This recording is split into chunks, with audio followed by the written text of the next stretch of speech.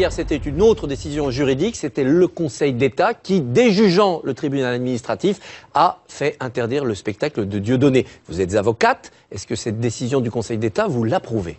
Non, je ne l'approuve pas et je la trouve éminemment inquiétante. Mais permettez-moi, en préalable, de dénoncer tout de même l'hystérisation du débat. Et un scandale dans la manière dont les médias et les politiques ont géré ce débat sur les libertés publiques. Cette hystérisation, elle a été organisée par M. Valls, avec dans le rôle de la grosse caisse, il faut bien le dire, les médias.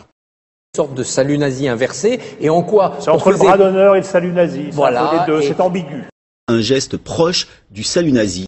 Il est clair que c'est un salut nazi inversé.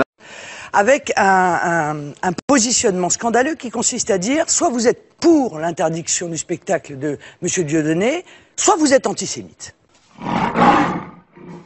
Voilà, c'est comme ça. C'était pas ce si qui veut dire que cela. Si, c'est exactement comme ça. On a vu à cette occasion tous les propos que tenait Dieudonné, son système économique et commercial. On a appris des choses. On ne peut pas dire soit vous êtes pour l'interdiction, soit vous êtes antisémite. Parce qu'à ce moment-là, Monsieur Bilger, Nazi, Maître Eolas, nazi, le professeur Slama, nazi, la Ligue des droits de l'homme, nazi, etc. Ça, déjà, c'est une manière de poser le débat que je trouve scandaleuse. Le problème de cette décision du Conseil d'État, c'est que ça pose le grand problème des libertés publiques dans notre pays, et notamment de la liberté d'expression.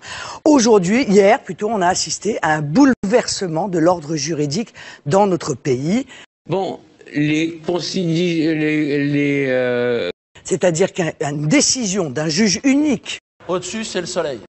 Ce qui est tout de même éminemment contestable, organisé dans des conditions qui n'ont pas permis à l'avocat de... Il y avait un avocat quand même sur place pour représenter Dieudonné. Mais ça ne s'est jamais vu.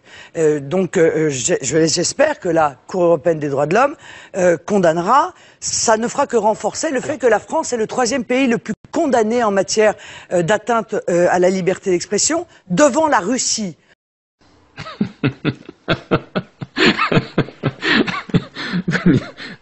Vous me faites rire. Merci. C'est bon de rire après une dure journée de travail. Je vais rentrer chez moi de bonne humeur.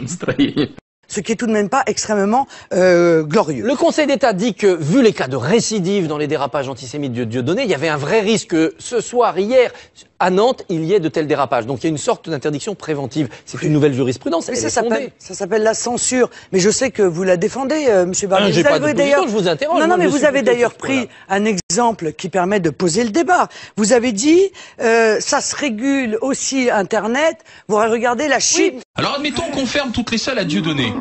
Il a 1,5 million de vues ou 2 millions sur Internet. Que fait-on derrière? D'abord, Internet n'est pas un no man's land. On peut aussi combattre sur Internet juridiquement ceux qui violent la loi, et notamment la loi Guesso. On peut y aller, il suffit que les autorités s'en donnent les moyens. Internet est un champ d'impunité parce que ça explose dans tous les sens. Mais ça se régule aussi, Internet. Entre nous, les Chinois, ils y arrivent bien. Donc les démocraties... si les dictatures y arrivent, il faut que les démocraties fassent l'effort aussi de faire respecter la loi sur Internet. Sinon, ça sera dictature ou dictature. C'est ça qu'on veut ? Si les dictatures arrivent à traiter Internet, pourquoi les démocraties ne se dotent pas d'un outil pour dire attendez, on n'a pas le droit sur Internet de dire des propos antisémites ? Monsieur Barbier, parce que ce sont des démocraties. Mais non, la démocratie, c'est le droit. On n'a pas le droit de te dire des propos antisémites, même sur Internet. Non, mais même sur Internet, c'est pas un alibi, Internet. En France, la sanction, elle intervient a posteriori. L'interdiction a priori est totalitaire. Même avec les récidives de Dieudonné. Elle s'appelle la censure.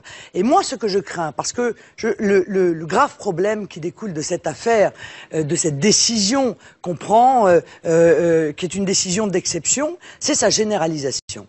Nous avons bien vu qu'avec le projet secret ACTA, nous avons bien vu qu'avec l'article 13 de la programmation militaire, qui permet de faire des écoutes ou de vérifier des données personnelles sans l'autorisation préalable d'un juge.